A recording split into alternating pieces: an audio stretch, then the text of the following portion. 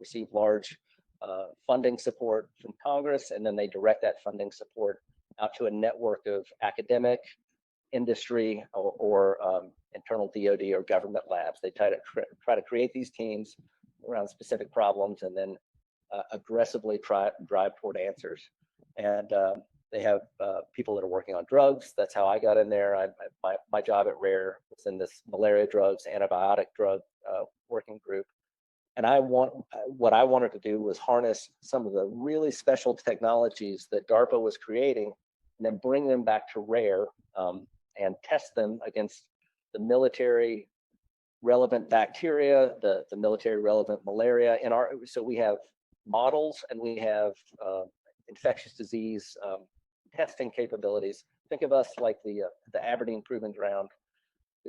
When we make a new tank, we send it to Aberdeen Proving Ground. They drive it around to blow stuff up. When someone makes a new drug or a vaccine, I want them to bring it to Rare or USAMRIID and test it in our proving grounds against military relevant stuff. And that's what I was doing at DARPA, kind of creating those relationships and bringing some of that technology back in.